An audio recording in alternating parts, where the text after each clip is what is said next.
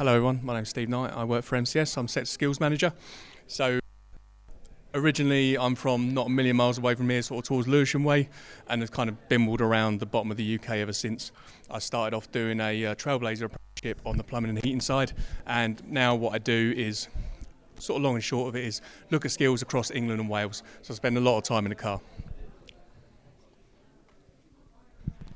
But who are MCS? I won't spend too much time on this. Most of what we do is aimed at businesses. So again, once you kind of finish doing what you're doing, if you get into this industry, you may well end up registering with us as part of business or as an individual. But basically, we're a mark of quality. I spoke to a couple of people earlier. We certify products and we certify businesses. We make sure the products are fit for use in the UK. PV-wise, are they safe from a fire standpoint, things like that? Are they tested? And then on the business side, is the business doing everything to serve the customer and to install to a quality standard? And that's basically what we do. Through that then people can access government money, things like you might have heard of the boiler upgrade scheme, £7,500 off the boiler install, things like that are accessed through MCS. And we're the only mark that allows access to all these schemes. And this is what we certify. PV is just a part of our business, but it's the biggest part by miles. 70-80% of what we do is PV, which is why we're here today. We also deal with heat pumps, batteries, small wind, a thing called micro CHP, so that is using kind of gas boilers and generating electricity off the back of it. So there are loads of technologies that we're involved with, and we're currently looking at new technologies as well, things called heat batteries. So we're always looking at kind of innovative products.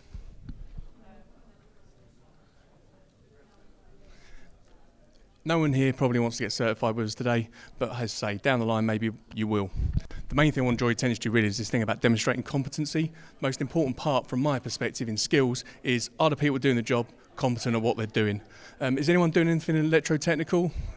Level 2 electric or anything like that? Yeah, cool, perfect, blinding. All right. So from there on, you know, if you go kind of all the way through, get your industry experience, AM2, etc., you may well be familiar with qualified supervisor status, things like that.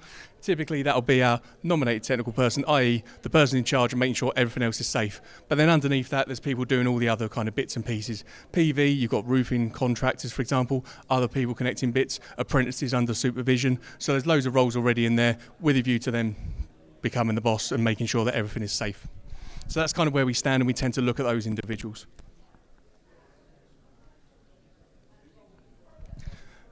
Got some kind of numbers for you just to demonstrate that there is a lot of work in this sector. And all we do is deal with what we call small scale. So the limit is, say, 50 kilowatt. Basically, if it's on a house, we're interested in it.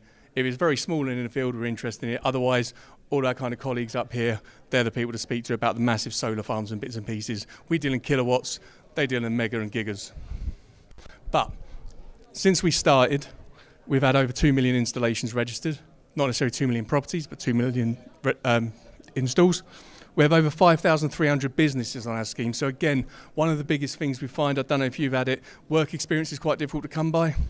You'll be more than welcome to go to our website. You can actually search for contractors in the radius of where you live and possibly try and reach out to them, see if there's any work experience going.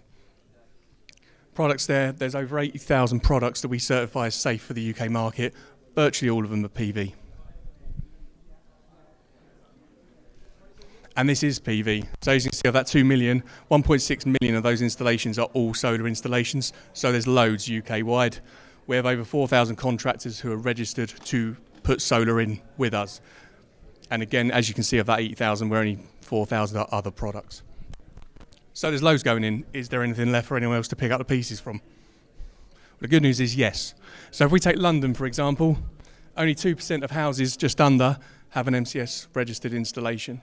So 98% of the housing stock in London, Greater London, doesn't. Granted, not everything's going to be suitable necessarily, and there are quite a lot of challenges here that you don't necessarily face elsewhere.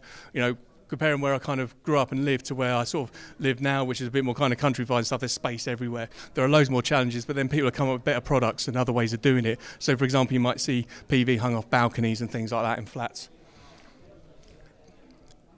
What we see here are the London boroughs with the least amount of installs as well. So again, as a percentage of households, quite a lot of them not too far from here, only a stone's throw away.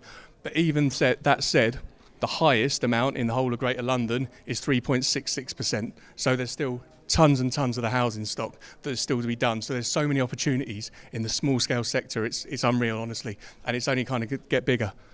By the way, On these graphs that plummet like really dramatically at the end, that's nothing to do with me, it's just the way that the system digs them out. It's not like every time I speak the graph just disappears and people stop installing. So where do you guys stand? Some of you are doing electrical, I don't know what other sort of bits and pieces, but I've spoken to people doing media, photography, all sorts of things. There are so many roles in this industry, and breaking it down to product and installation, when it comes to product, you need to test it, you need to design it, you need someone to sell it, you need someone to distribute it. There are so many options, and that's before it's even got anywhere near a customer.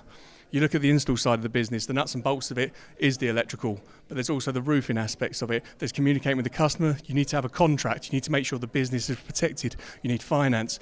Again, whatever you end up going into, there's a place for it in solar, and it only scales when you get to the sort of utility commercial sites, all the big stuff that people have been talking about. So if you want to kind of talk about any of those, we're up there. We're also with our friends at LCL Awards, so they award some of the qualifications that we approve of, and they'll be able to give you an idea of where to go as well, careers-wise. But as I say, loads of opportunities in the sector, and thank you very much for listening. Cheers.